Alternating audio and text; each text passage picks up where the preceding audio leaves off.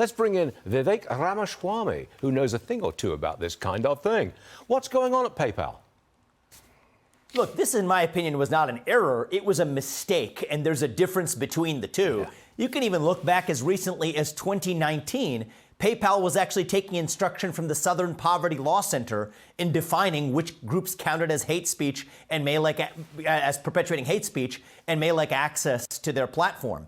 And Stuart, I think this is just part of a broader trend where the misinformation police in this country are first coming after your social media accounts to prevent you from being able to share your opinions.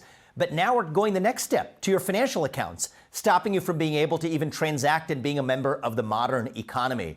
I think this is a deeply concerning and chilling problem. Whether you're a Democrat or Republican, it doesn't matter. We should not want a class of corporate autocrats deciding who can and cannot express views in our marketplace of ideas. That's what we're seeing. Now, we've been following your activity in you've got this company, Strive. You're fighting woke politics in business. We've been following what you're doing, and we very much support it.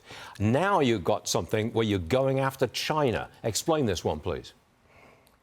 Sure. So we unveiled our latest ETF, our U.S. Semiconductor Index Fund. The ticker is SHOC, S-H-O-C, and it is preparing for the shock to the global financial system when China annexes Taiwan. And this is an important month to be talking about it, Stuart, because this is the month that Xi Jinping takes an unprecedented third term as the leader of China, breaking the chain of succession, becoming the longest-serving leader of China since Mao Zedong. And I think that starts the clock on when he's going to make that move against Taiwan. He wasn't going to do it before, but he's going to do it, I think, in the coming years ahead.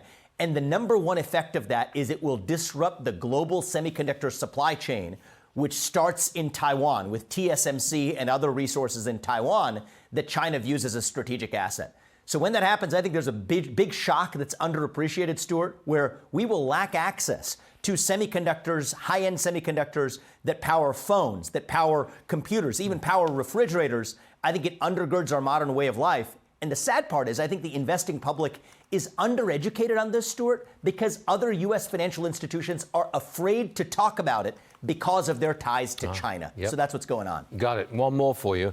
As the protests in Iran enter the fourth week, do you think there's enough media coverage here in America of what's going on over there? Because it seems like a real shift, a real change over there.